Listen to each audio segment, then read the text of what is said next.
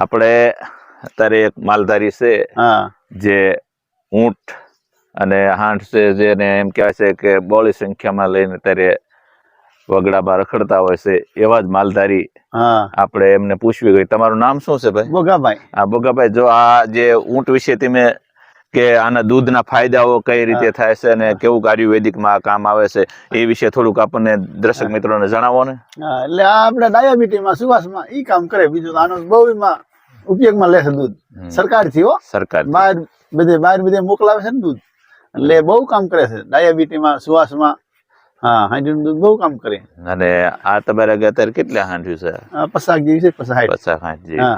તો આનું તમે અત્યારે દૂધ ક્યાં ભરાવા જાવ છો? ડેરીમાં. અહીંયા બહાર બધે આનું શું લીટર નું આવતું હોય છે? અહીંયા તો ફેટ માથે બધે જાય તો એમ અંદાજ 35-40 રૂપિયા એવું પડે. તો આનો વધારે દૂધનો વિકાસ ક્યાં થતો હોય? કચ્છમાં છે, રાજસ્થાનમાં. રાજસ્થાનમાં અહીંયા છે. બહાર દેશમાં બધા દુબઈ, એમાં આનો દૂધ બહુ છે. અને આપણું ગામ કયું છે? અમારું ગામ શિરોડા. શિરોડા. રબારી. અમે રબારી.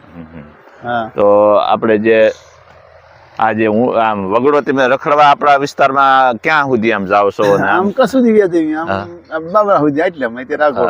પછી ચોમાહામાં આ ગોળમાં આમ ફરી આમ આગળ નહીં જતા, આટલે આ જંગલ મંગલ વગડા રખડે. અને એક સેકન્ડ પહોંચ નથી, ફરવું બહુ પડે. એ તો.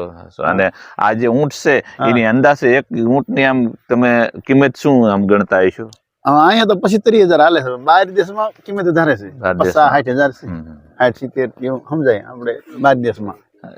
એક ઊંટ આપણે છે એ કેટલું દૂધ આમ કેટલાક લીટર કરતો હોય છે? 500 લીટર કરે. હારી મોટો હોય, હારી મોટો હોય તો 500 લીટર. 500 એવું કરે. હજમાં દો. હા, પેલા જેવી નહીં. પેલા 10 લીટર કરતી, હવે એવી નથી. હા, એ તો હવે જેવું આ તો કહેશે ને, જેવું ખોરાક હોય એ પ્રમાણે. હવે એવા સરળ એવું નહીં. પછી હજી આ તમે અત્યારે જે એક આ નાના નાના જે બોતડા કહેવાય, શું કહેવાય એને?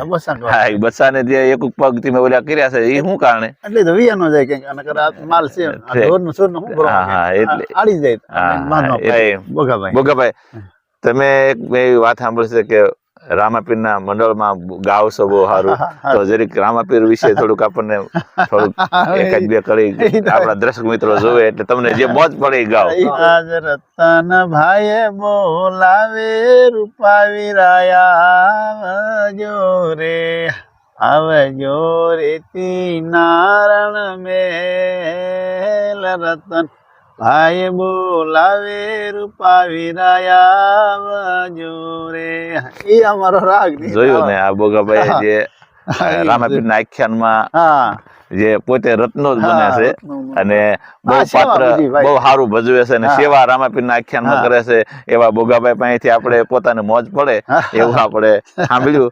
ભલે તો બધાને જય સિયારામ. જય સિયારામ.